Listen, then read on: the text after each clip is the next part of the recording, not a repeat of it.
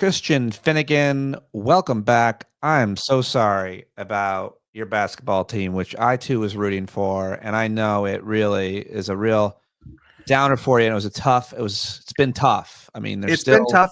They're down 2-1 now. If they win tonight, then they will the series will be evened, yeah. and then it's a best of 3. And who knows? I would give them probably a 1 in 3 chance of coming back in this, but it stranger things have happened.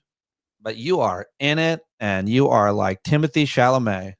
I am. I do not get quite the screams of adoration when I am shown on the sideline. Oh wait, I'm never shown on the sidelines. I forgot. So he was. Did you see this? I had to ask you about your interpretation and just riff on it with you because he sits courtside. He's probably one of the most famous actors of his age, time, generation, whatever. And he's a huge Knicks fan, legitimately. I guess he grew up in New York. And one of the players, after one of their big wins, was coming off the floor, and Timothy Chalamet, there courtside, goes to give him a high five.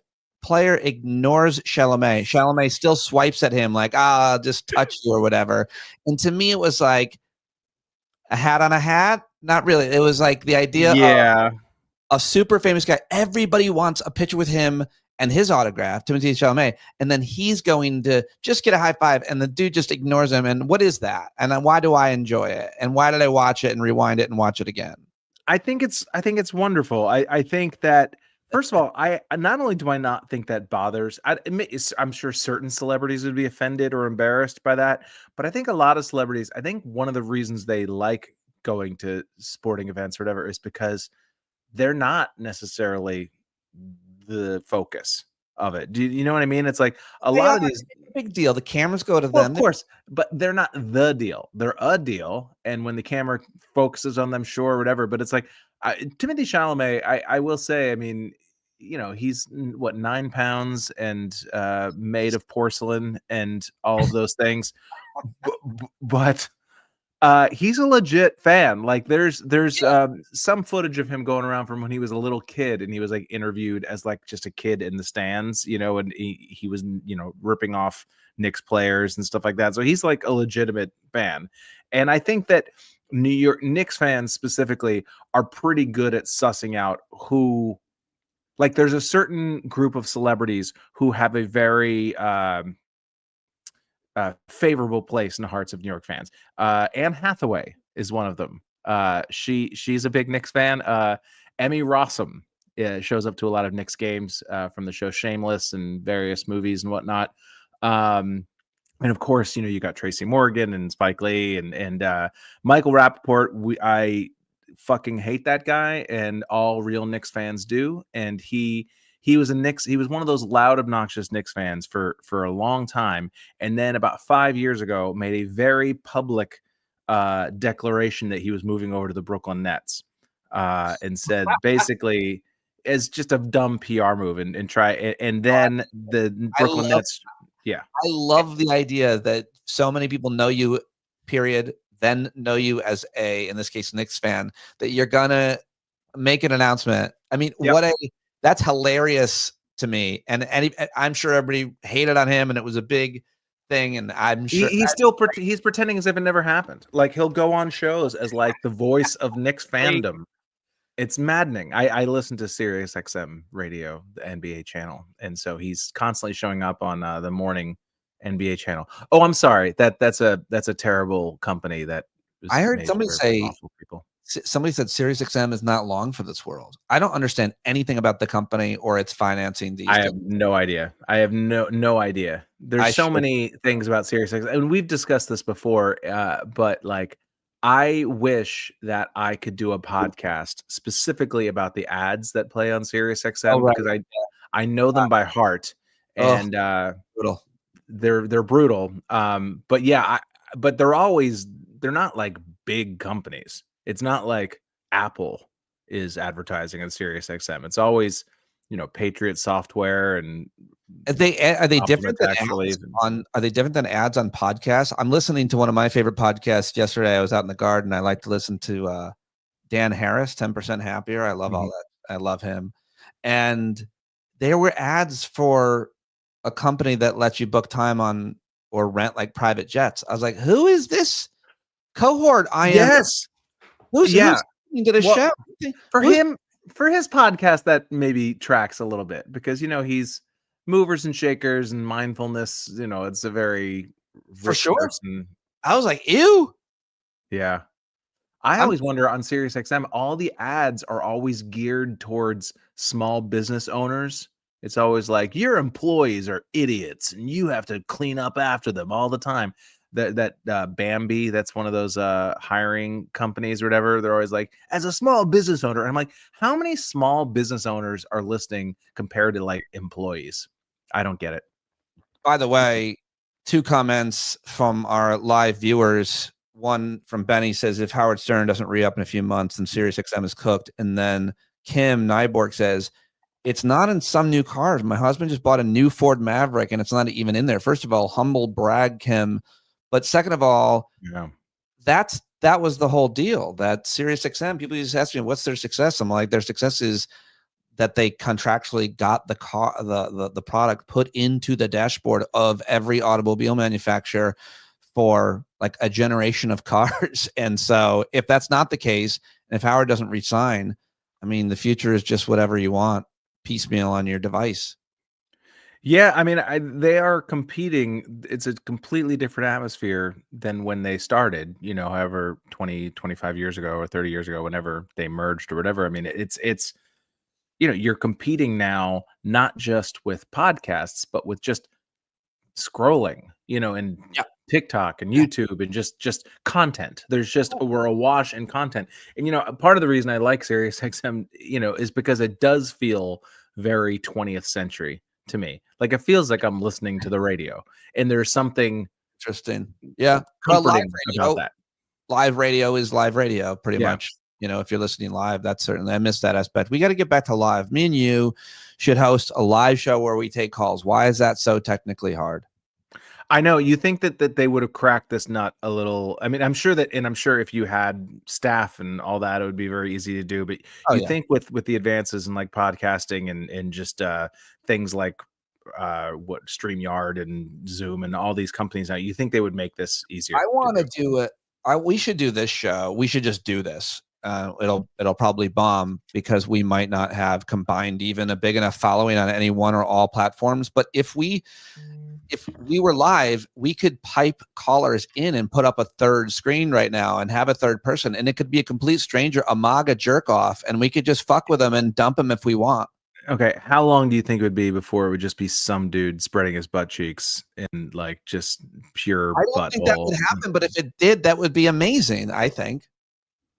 Because I see them in preview. So if a guy, he's not gonna, well, he could pop up and just take his dick out, I guess. But obviously, all of our regular. Anyway, I want to do that with you. If we ask nicely. Few things I want to ask you about in the world and the news.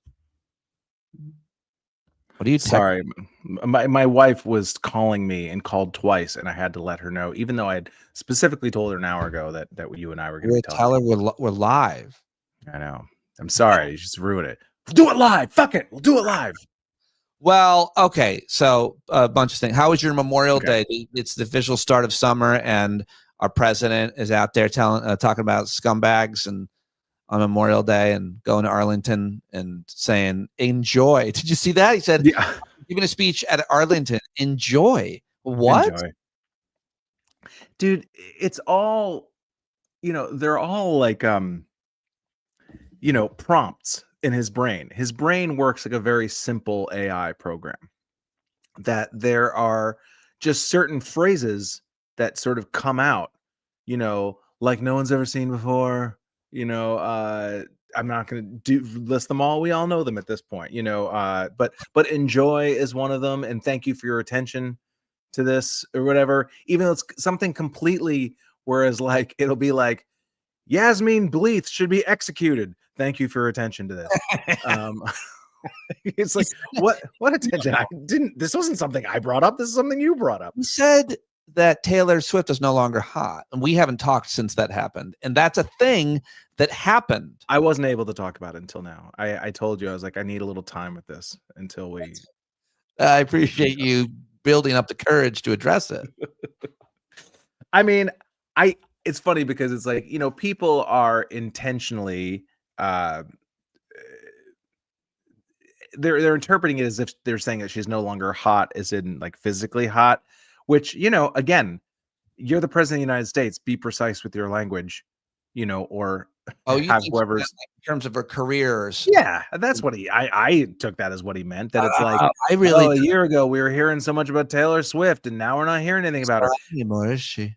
As if like musicians just constantly have, as if there's no like down cycle. Like this is the way all art is. It's like, oh wow, it's funny how you heard a lot about Steven Spielberg the last time a Steven Spielberg movie was coming out, and now you don't hear anything about him. It's like, it's not because he's not hot, it's because he's working on his next movie. It's like Taylor Swift is like working on probably what she's doing next, and also like stars have to go away for a while. That is another something that Trump has never accepted, and maybe he's been proven right about this. Is that like that just no, I am just going to be in your face all the time, every day, forever, until the rest of time. There's no downtime.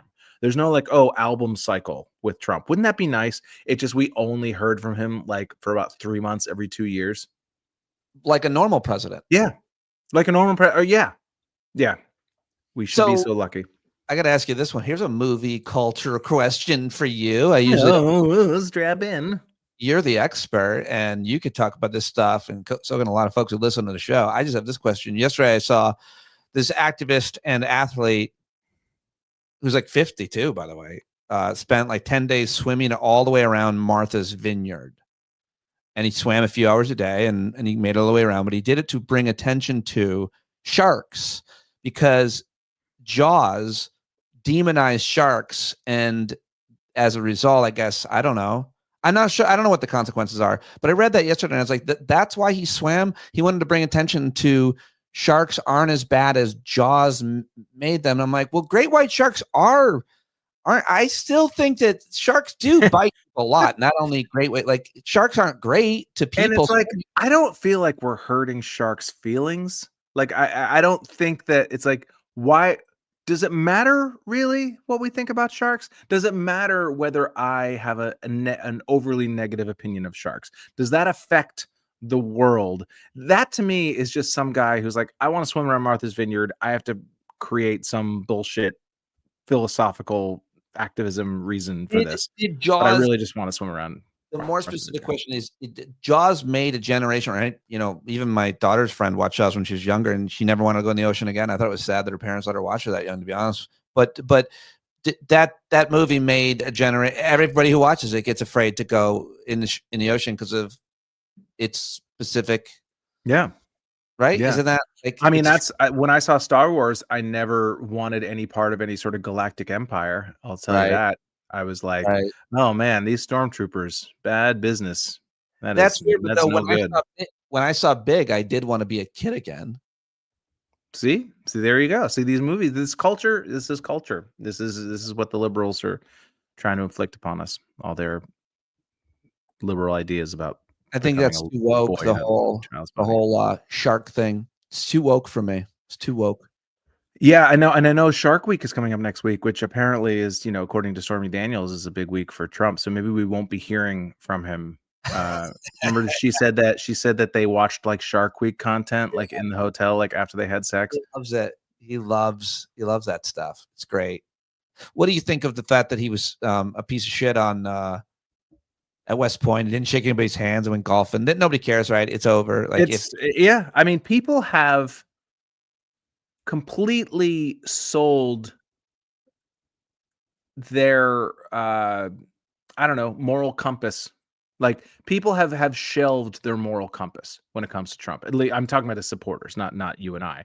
But it's like the idea that we're going to somehow get him on hypocrisy, or that the media is going to pick that up as a story. It's like, no, it's not going to happen. They're not. They don't find any issue with being inconsistent. Like, what they don't say, well, imagine if Obama did it, or remember when they said this about Joe Biden. It doesn't matter. They have decided that this is their team, and whatever their team leader does, they fall in line behind it. And I it's It's sad, but I think that we're wasting time It's with the whole "what if Obama did this" stuff. yeah, right. But I do just have to say one little thing about it's super Yeah. unoriginal, but like it's so easy as the president to just do the patriot stuff on those days. Just quietly put a wreath out, put out the right post, don't draw any attention to yourself, honor them, and then that's it. But he takes shits. Yeah. He doesn't have to do that. But they all wanna do that. They all wanna live like that. They wanna feel like, "I don't have to do anything that I don't wanna do. I wanna be able to say whatever I wanna say, and I want people to just fucking take it. I wanna be inappropriate, I wanna lie, I wanna be and I just want to, through sheer force of will and sort of leverage, make nobody be able to stop me." And so I think that there is even if you're a soldier, even if you're a veteran, it's like if Trump slaps you in the face, it's like I got slapped in the face by Trump. Like it's not how dare he. It's man, can you believe how fucking awesome this guy is? He even made me feel like shit. Like I it's a Speaking of slapped on the face, did you see that Macron video? I did, yeah. That was not Yes. playful. That was not playful. In case folks didn't see the video, Emmanuel Macron, the prime minister, Macron. is the president of France. He's getting off the airplane and they open the door and you see his wife like mash his face. Yeah, she gave him a when you not to say that a woman has ever done this to me 3, 4 times in my life, but when a woman gets so mad at you or you're in a fight and you say something really, snarky or whatever, and she doesn't wanna hit you, but so she just kinda, like, shoves you in the face. It's kinda one of those Yeah, things where it's yeah. just like, "You can't say I hit you, but you really did hit me. You really did." And again, I'm not saying I've had any experience with this, He was but, saying we were just kidding around because I like put my hand like something. He had just no. shook It some was very clearly an argument that had sort of, uh, blown up into something, and then the door opened too quickly, and they got caught on camera. It's honestly, I found it very heartwarming, and it made me feel very close to the French president and his wife. you could Like relate to getting mhm. face mashed. Yes, I can. I once got slapped in the face by a woman, um, immediately before I went on stage, like, as they were calling my name Oh to my the god. stage.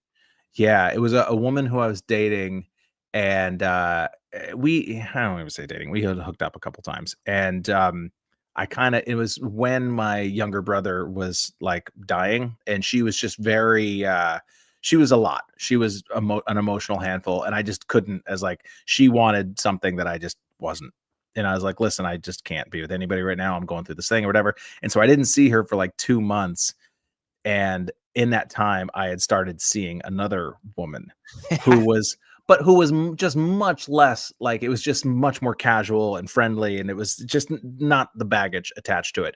And so this woman came to a show to surprise me, the woman who I had hooked up with, to kind of be like, "Hey, it's been a couple months, maybe you'll stop in." And then she saw me like holding hands with this other woman, and so she she literally I was like trying to talk to her at the back of the room, and she just like she did like one of those like playful slaps, but then then she just cocked back and just whacked me. And they're like, "Christian Finnegan," and so I had a big red handprint on the side of my face on stage. Damn. Right. It's a shitty bar show, but still, it was like, yeah, I'll never I remember. love I'll never forget just the feeling of that warmth on my face as I'm like on stage. I love that we know each other pretty well, but we talk a lot and talk about the past a lot, and I've never heard that story, and it's crazy. Mm. Well, I thought You that you've had to been smacked by a woman at some point in your life, Pete. my daughter, but Okay. not a woman I was in a relationship with, dating or anything. Really?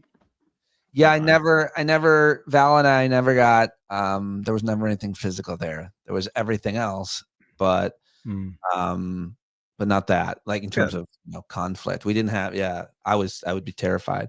I've been hit by a bunch of guys.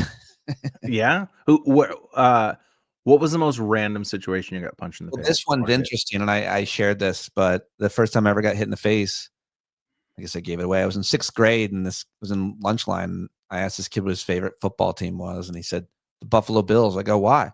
because I like their uniforms. I like their colors. And I was like, really? And I guess I put him down somehow for that being the reason.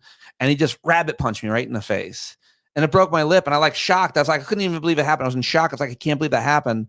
And then last week in our high school text chat, got a text that kid just died in a dump truck accident. Well, that'll show him. I didn't want to say anything in the chat. That's right, man. You took on the wrong kid. I put him in my meditations. In a dump truck accident. I got hit. There was wait. I'm sorry. I have to go back to dump trunk. I think dump he was. truck I think accident. he drove a truck for a living. Okay, I just want to make sure it wasn't like dumped on top of him, like he was standing in like a dump truck, just like dumped a big pile of like dirt on him or something. I mean, maybe that might have happened. I don't really know the details. I just saw that the kid who punched me in 6th grade just died in a car accident. Pete, do not bring a weak ass anecdote to our live conversation without all being able to cite all sources and all factual backgrounds, please. Just in the future, no anecdotes without documentation. Hey, how are you dealing with the day-to-day news when it's so everyday bad? Specifically, I wanted to ask you about the event that took place in the Oval Office with the South African president. How did you take that in and feel when you saw that whole situation about white genocide, this fringe idea being presented to the South African president and America, that this is a real theory? I mean, we've really gone through it, and we're all the way to the white supremacist, Christian white nationalist. It's like fully mainstreamed, it would seem, and bold and out there. Yeah, no, this is straight up. I mean, this is straight up just government sourced racism, like not even just kind of like racism that's bubbled up and you find out it's like, going after this guy in museums and I mean, and it's ideas, and that's what I'm saying. It's like I don't know what to tell people who are in denial about this. I think it would be, and I'm not even talking about the MAGA people who clearly are fully bought in. I'm talking about the Matt Iglesias of the world and the sort of the centrist people who are just was it Richard Dreyfuss's idiot son, Ben Dreyfuss, he just all these people on social media who constantly are in this like, calm down, you're being ridiculous, stop calling people Hitler, stop using terms like fascism, like what do you call this? Your desire to imagine that we still live in 1998 America, the comfort that gives you as a wealthy, well-to-do, media connected sort of pundit type person is just not reflected in reality. I mean, we just, like you were saying, we just had a president just present an completely idiotic racial conspiracy theory to the black president of South Africa, a country that somehow managed to overwhelm white supremacy without murdering everyone, which is another thing that's just so offensive to me about this whole South African white refugees thing. It's like, do you understand how lucky you are? Do you understand how revolutions work in most countries? Like, when one small group is holding power over a much larger group, usually these things, they don't happen quite as peacefully. As a result of apartheid, the movement could have been the majority black people committing genocide to the minority white people who were oppressing them. Instead, their leaders like, we're going to do this peacefully, and those people should feel lucky that they weren't, that it wasn't a violent conflict, if not worse. I mean, I don't know, lucky is the right word, but just look at history. I mean, just, this is generally disproportionate amount of the wealth. Like, they're doing well, really well. Yes. When the Baathists were overthrown in Iraq, it's like, it wasn't like, generally things don't turn out well for these small minority power base in a country that is overthrown by the majority. And that's so parallel. Just the idea that these people are somehow, it's disgusting. It's disgusting. And like that White House meeting was so repulsive. And again, I had to kind of, I will admit that I slightly have disengaged from it, because it's just like, all right, this is clear what this is. But every policy choice and position and the rhetoric are now fully, if I were to make it as binary as possible, in support of white folks and white communities and white ideas and white schools, and against policies that help create opportunities for health, education, and employment for Black and brown people, and just pushing them out, trying to marginalize them. So deport the people from Afghanistan and Cameroon and obviously Latin and South America, and make sure like also ideas and history. So they're like going after the museums, and obviously they're going after school curriculum. So it's just full on in every way, white ideology, supremacy, and getting rid of any idea or policy that might help folks who are non-white. I mean, And it's not even policies that help folks that are non-white. It's any policy that protects people that are non-white from, it's not even just to help non-white people get ahead. It's anything that protects them from oppression or from racism as being stripped away. And I mean, people have to just see this for what it is, man. I mean, I know that there's a lot of random reasons that people find themselves on the side of MAGA that have to do with cultural identity and part of the country you're from, or like how thickly settled your town and city is, to just kind of this fucking guy from high school who I hate is a big liberal, and I see his posts on Facebook, and that makes me angry, and therefore I want whatever makes him upset. Which is, I think, honestly, the animating factor in so much of MAGA is just that it's just like, the people I hate this, and so therefore I like it. It's just liberal tears. I mean, I hate to say that it's that simple, but when so much of our lives is consumed every day with social media and scrolling and just being annoyed by people online, punishing those annoying people becomes the goal. I have a sort of a grand theory, or not a grand theory, that's sort of been bugging me for the past few weeks, is that what I've come to learn, and when I'm talking about the Matt Iglesias of the world, and I don't mean to point him out specifically, but all of the the Jake Tappers, all of the sort of reasonable, quote unquote, white centrist dudes in media, is that I really feel like for a lot of people, they think that they should have the legal right to never be annoyed. That annoying them is justification for whatever they decide to do to combat that annoyance. Is that everything that is being done to trans people is justified because they give me the oogies. And also they're annoying and they're loud and they won't let me say the words I want to say. And so therefore my annoyance is legal justification for whatever comes next. Or so it's like, yes, on the one hand, people are being shipped to El Salvador with no due process, but on the other hand, the people who complain about it are really annoying. And so therefore, who's to say? And so I really feel like people feel that their personal annoyance, their personal grievance is enough for at least them to ignore what is going on. It might not be enough for them to say like, yes, ICE, deport everyone, but they're not going to fight for Kilmar Garcia. They're not going to fight for any of these, poor citizens and non-citizens who have been rounded up and kidnapped. Because the people who are really upset about it are annoying. And so therefore I don't care.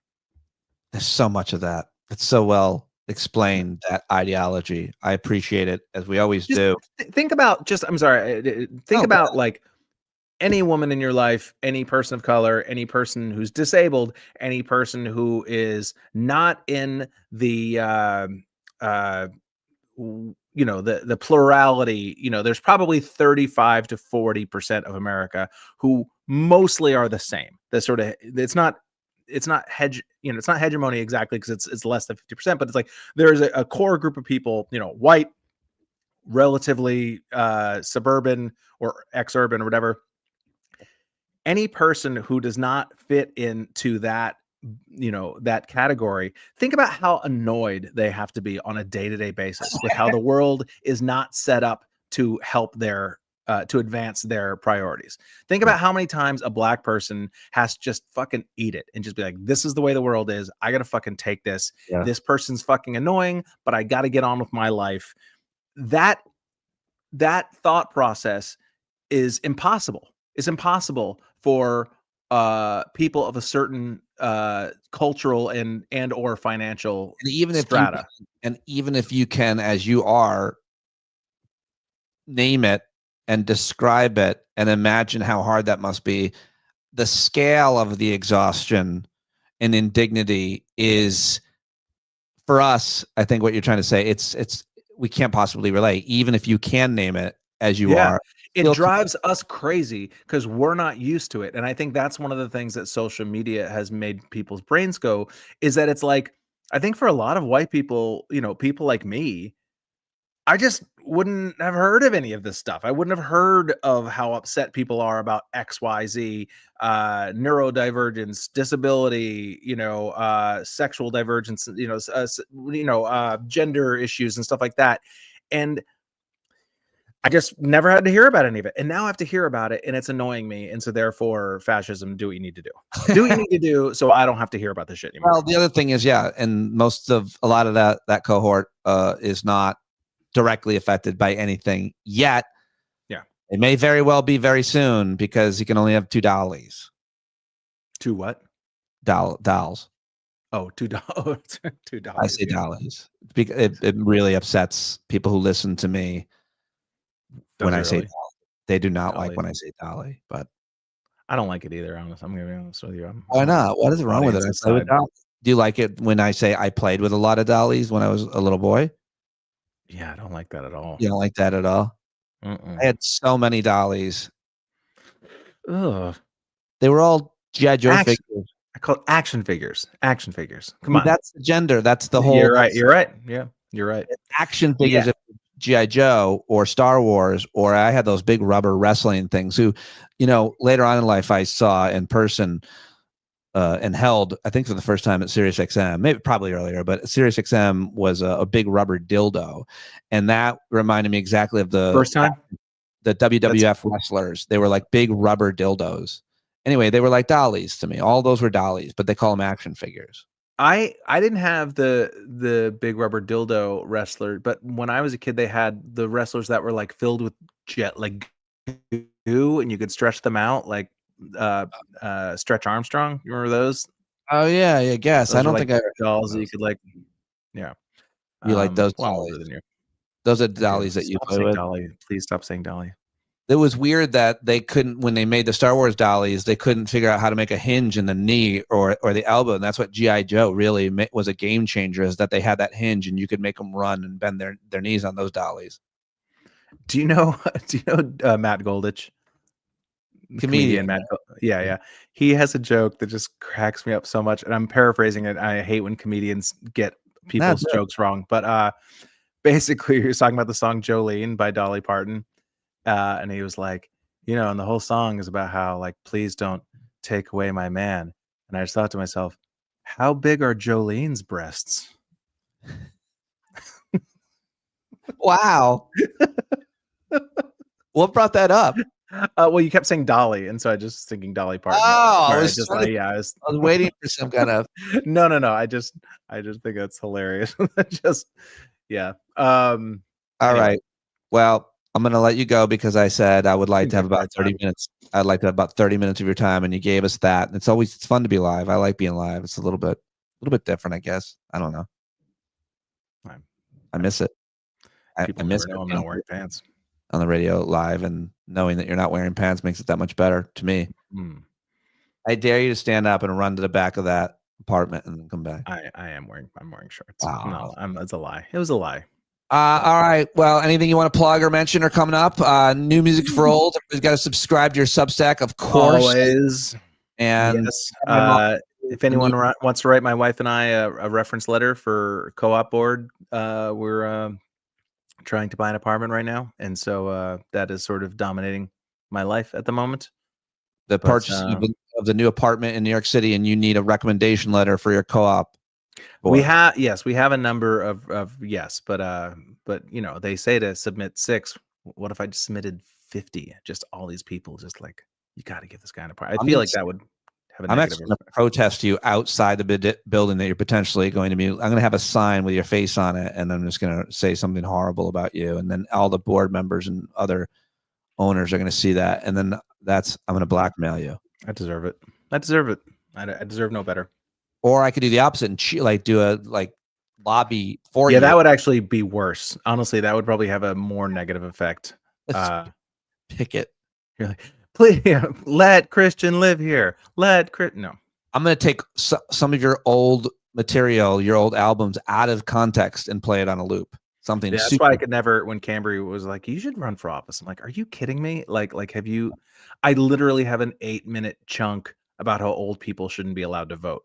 Like, that's not. Yeah, I thought a lot of oppo. I had the same. I mean, I did run, and I thought a lot about that. And the material I thought would get me in trouble is the anti-Catholic and the anti-cop stuff. And did it ever come up in any? Because I never really ran. I ran for like an hour and a half. But yeah. They mostly just call me a pedophile. All right. Well, thank you very much for joining us, and to everybody who watched live. We love it. We appreciate it. It's been too long. Go Knicks. Thanks, buddy. Bye, everybody. Thanks for stopping.